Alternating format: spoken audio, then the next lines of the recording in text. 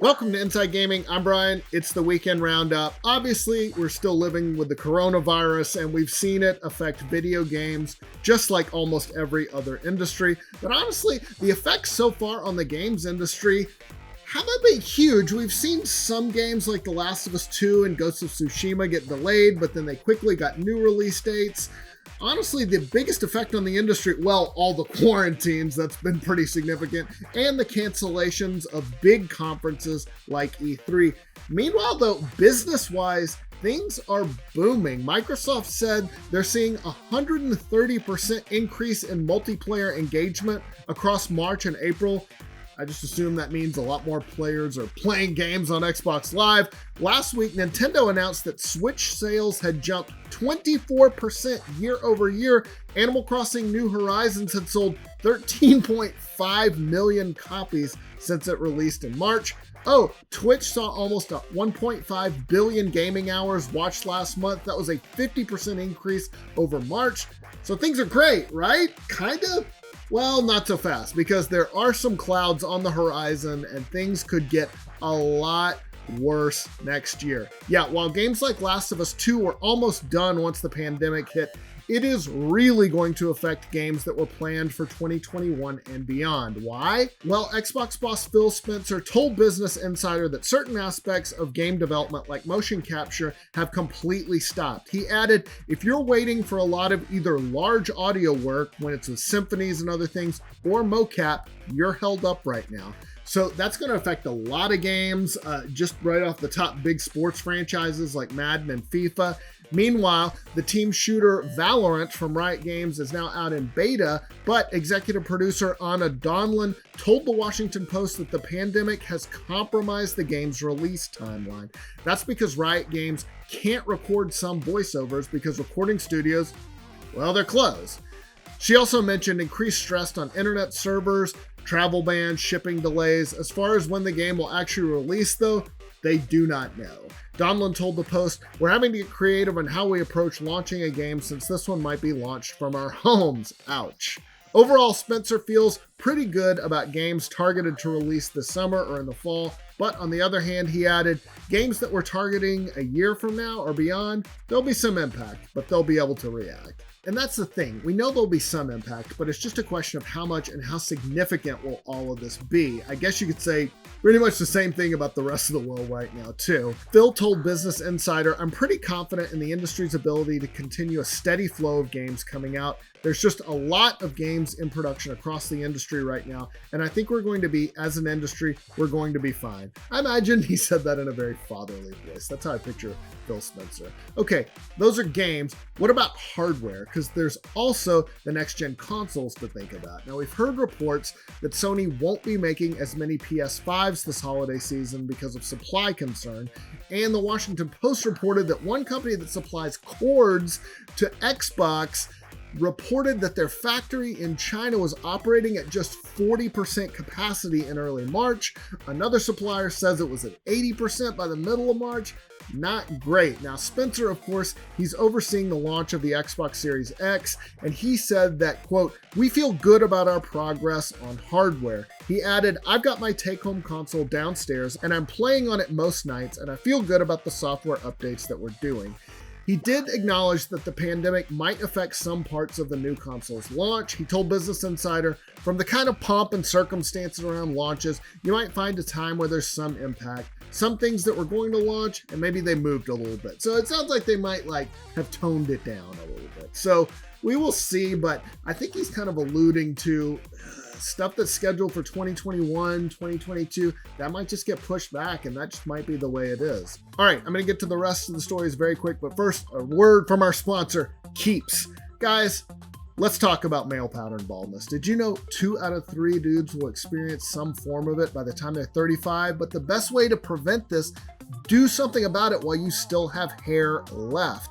Remember how you used to have to go to the doctor's office for this stuff to get prescription? Nope. Now, thanks to Keeps, get treated from home. You can visit a doctor online, get hair loss medication delivered right to your home. They make it super easy. Your medication is delivered every 3 months. No more pharmacy checkout lines, no awkward doctor visits. and Keeps offers generic versions of the only 2 FDA-approved hair loss products out there. You might have tried them before, but not for this price.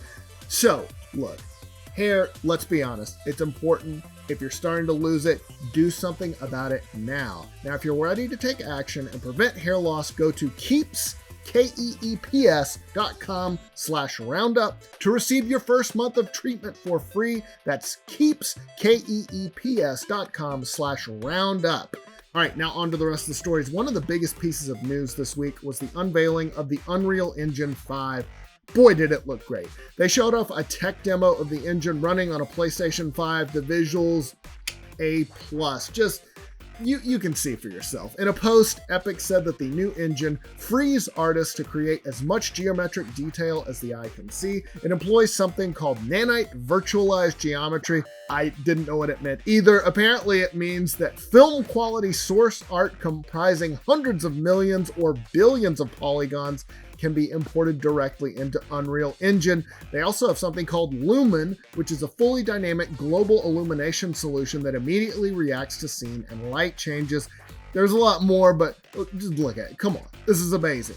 The engine will fully release in late 2021, supports next-gen consoles and the current gens, PC, of course, Mac. Oh, and for smaller devs, Epic is waiving royalties on their first $1 million in gross revenue, meaning that basically you don't have to pay for it until after your first million. That is going to be insane. CEO Tim Sweeney told The Verge, "Our goal isn't just to bring more features to developers. The hardest problem in game development right now is building high-quality games takes enormous time and cost, so we want to make developers' lives easier and more productive." So it'll be interesting to see how developers start to make use of this. Man, it looks promising though. So here's some good news for old school fans of Assassin's Creed. The next installment of the franchise, Assassin's Creed Valhalla, is bringing back some of the much-loved old school features. Creative director Ashraf Ishmael told Kotaku that not only are they bringing back the iconic hidden blade, but it's also going to be lethal enough to pull off one-hit kills. Yes. Ishmael said they want Valhalla to feel more like the old school games, saying, "We wanted to look at the old games and see the greatness that those games had and acknowledge what's great about the updated formula. There was an identity and a uniqueness that we wanted to bring back for Valhalla." Ishmael also said they're bringing back social stealth to the game, aka the ability to blend into a crowd, remain undetected. That was a thing that was really I missed. He told Kotaku, "The idea that a Norse person or a Viking is in a place that they're not wanted, for them to sort of go incognito and kind of hide in the crowd, if you will, made a lot of sense." Sounds good to me, dude. All right, moving on. You might remember that Bethesda announced Elder Scrolls 6 way back in E3 of 2018. That doesn't mean, though, they're anywhere near finishing it. Company Senior VP Pete Hines broke the bad news on Twitter, responding to someone who asked when we could get more information about the game, to which Hines responded in very blunt fashion, "It's after Starfield," which you pretty much know nothing about. So if you're coming at me for details now and not years from now, I'm failing to properly manage your expectations. So basically, they're not going to say anything about Elder Scrolls 6 for years. So there you go. Although in fairness, Bethesda, don't announce a game that far ahead of time if you don't want fans asking you about it for years and years. Take a page out of Nintendo's book. Here's a new Paper Mario game. It'll be here in a couple months. We don't need years and years of hype. Just tell us when the game's coming, and hopefully soon.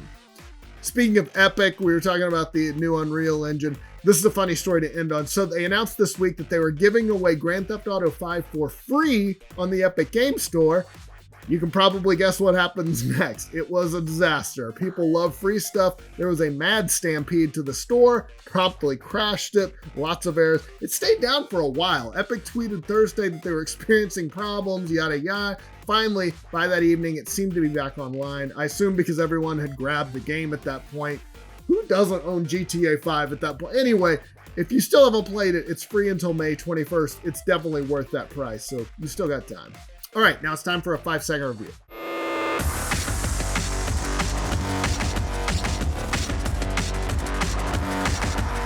I know we already did this one. I just sold a bunch of turnips at a good price. I had to brag to somebody. You're welcome. Okay, let's talk about games coming out next week. First up, the wonderful 101 Remastered. From Platinum Games, creators of the Bayonetta series, Astral Chain, and Nier Automata.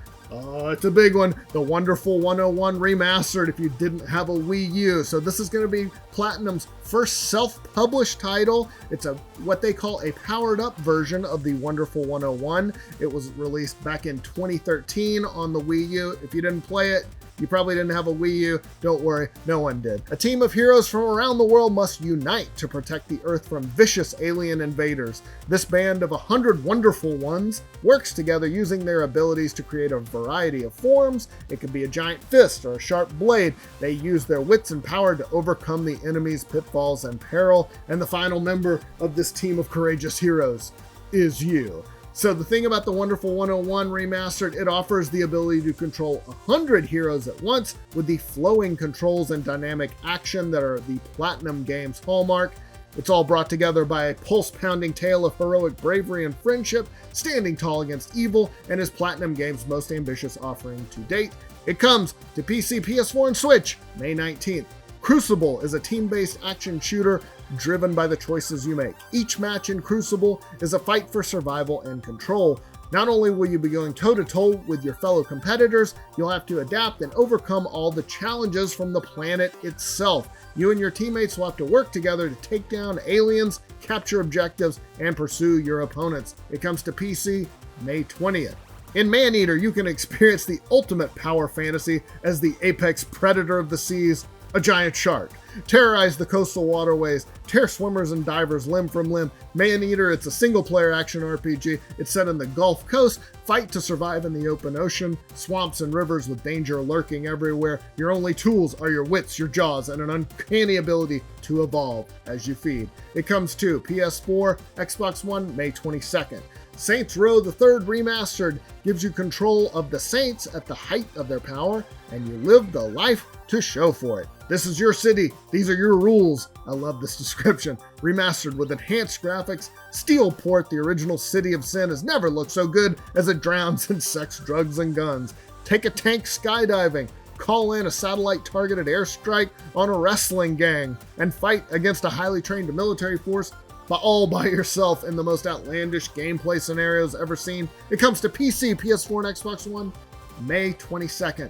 All right, guys, that's all the news we've got for you this week. Hope you're staying safe. Hope you're happy. We'll see you soon.